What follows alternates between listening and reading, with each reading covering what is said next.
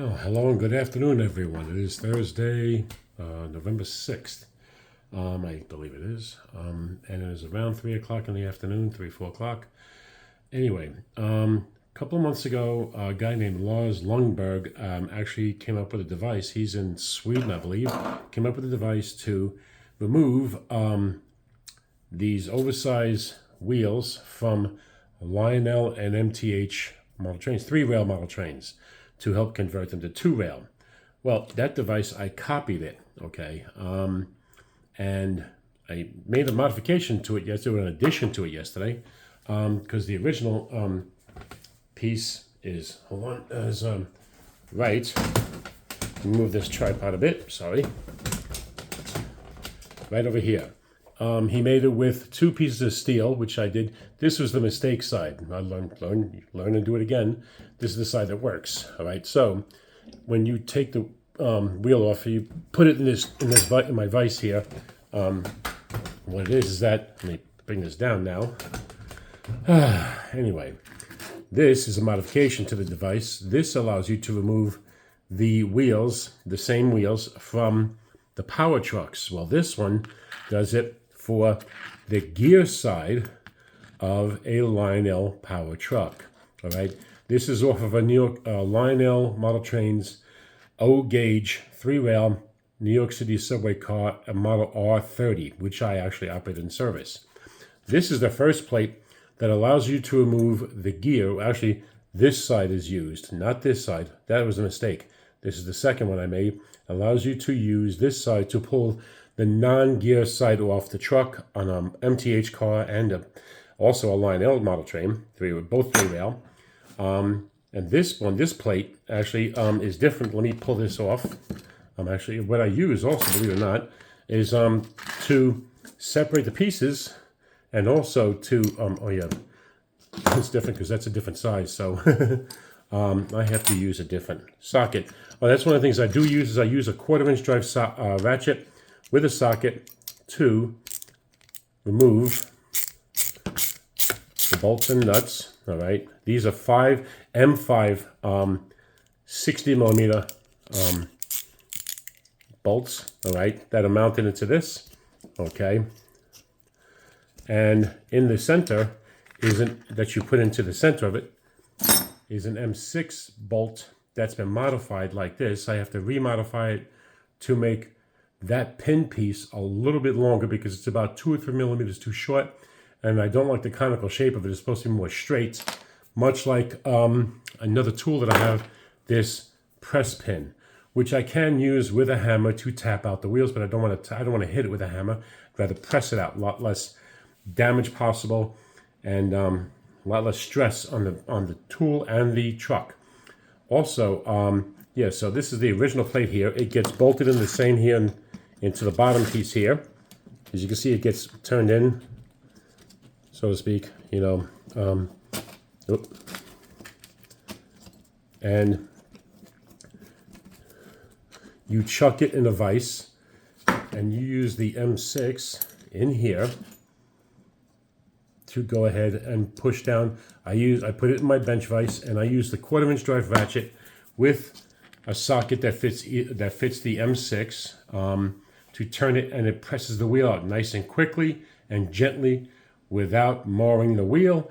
Or it also saves in the trouble when I change it over to this plate, which is the plate for the power gear side that I milled on my milling machine yesterday.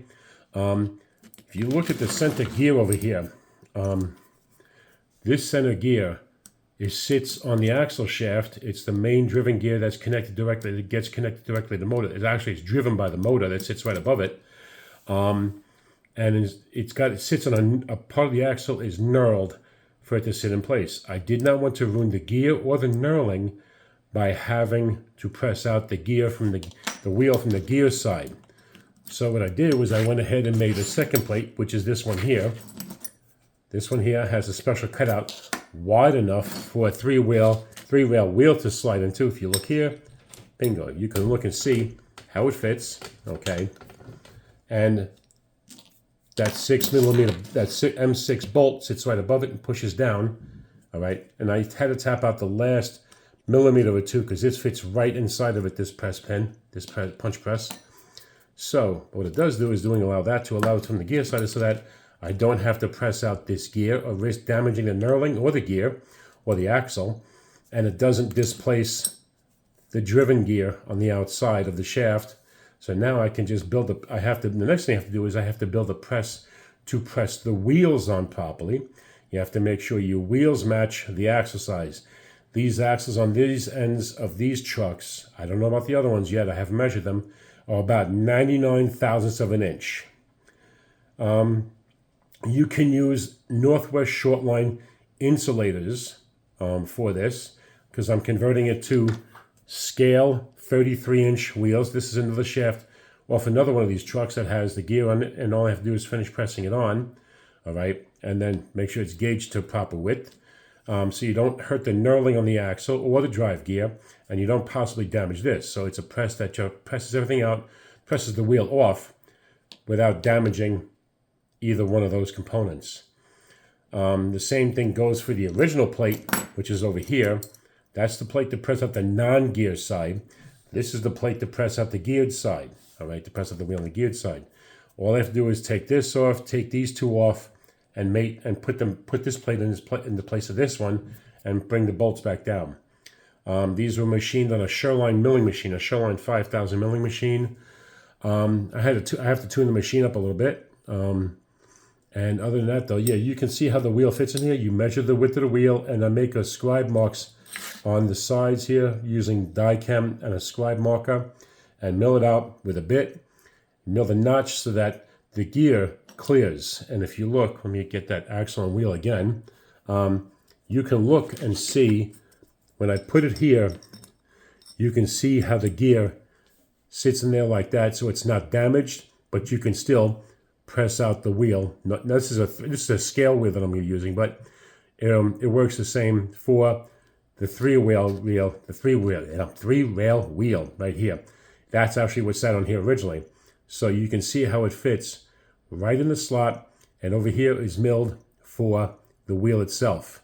And you put that in here on this fixture, and then you tighten these down a little bit, and then you use your ratchet or a pair of pliers to turn this to press the wheel off the shaft. This way you're not damaging any components in the truck.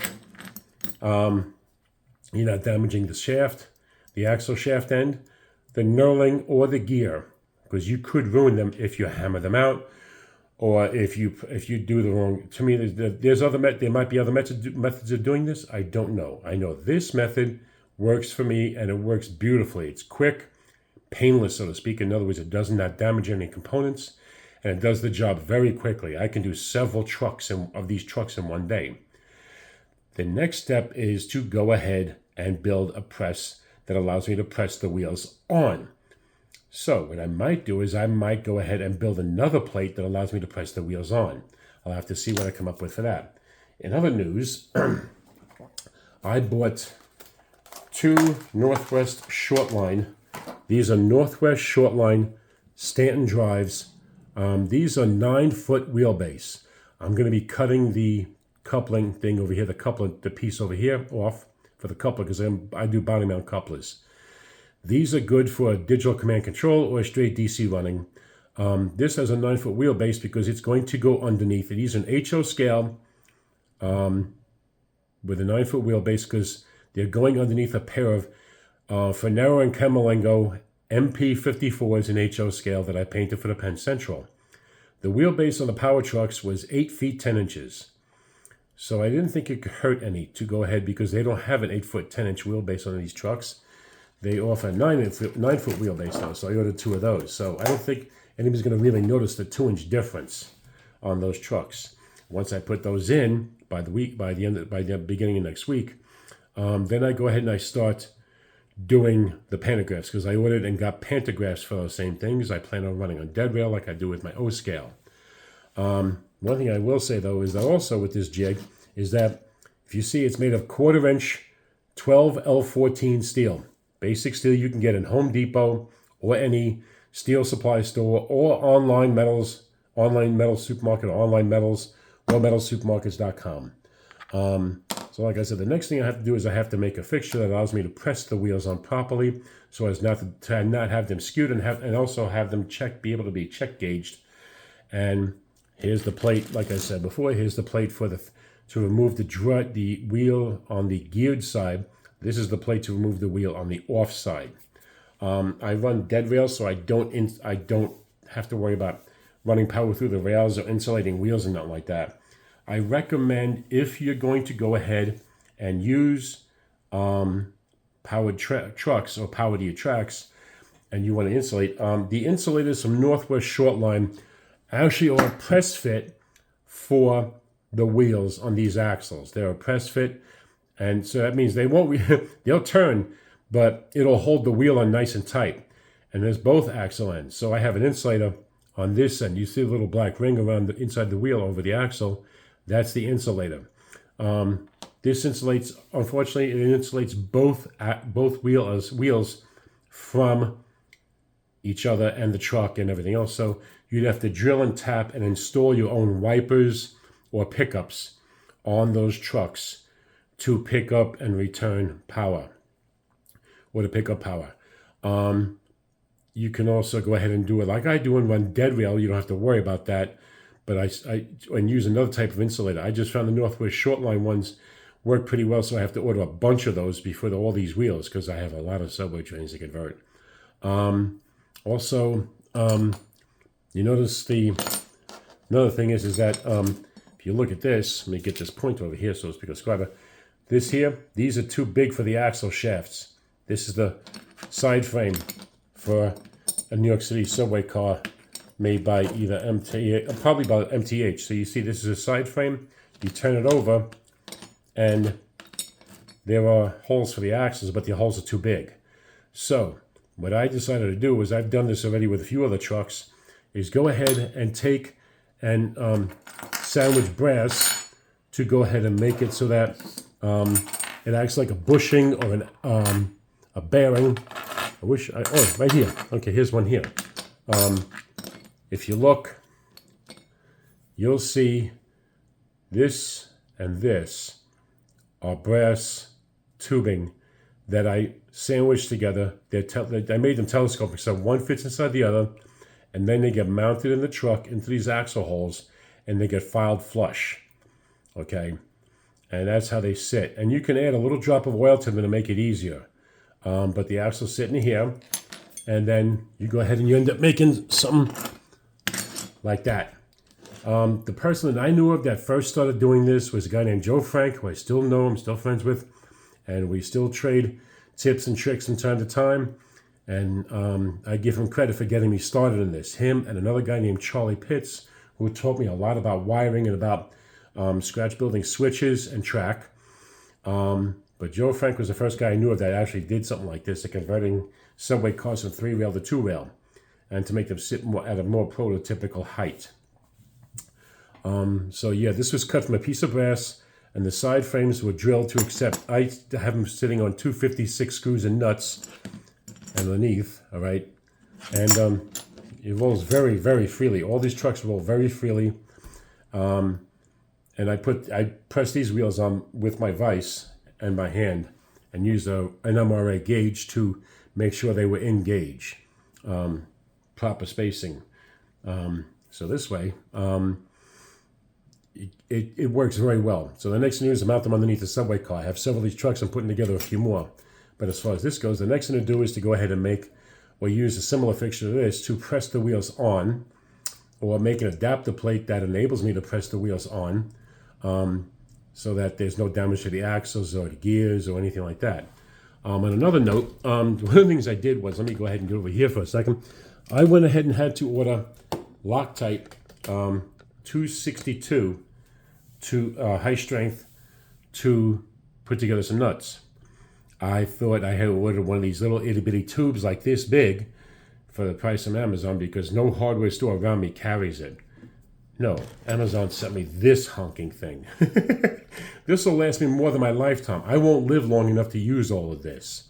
Just a funny side note. Anyway, if you do have to hammer, or you feel the need to hammer something on as far as like these wheels or axles go, whatever, you tap something out, use This is a Harbor Freight hammer. You notice these ends are changeable. They come with a bunch of other ends you can put on. This is a soft blow hammer. It's a multi-head, but you can change the heads of them. I use either this end or the soft end, depending on the application to use. What I'll be doing to match this push pin, because this push pin matches the hole in this axle perfectly.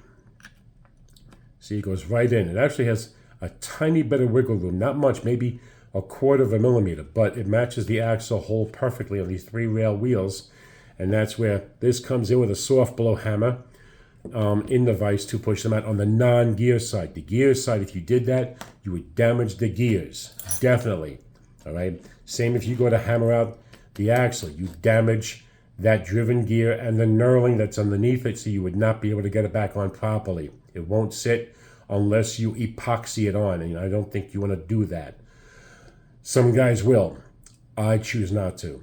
Anyway, I had to give credit to Lars Lungberg for this piece, for this tool. I just took it a little bit of a step further to make it work on both sides of the axle.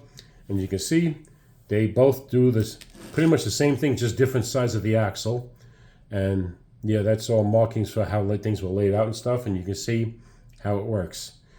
Anyway, if there's any critiques or questions or comments, feel free to message me or post them on the video, or message me on Facebook or Instagram. Hope you guys have a great weekend, have fun, and I'll see you in the next video. Bye-bye.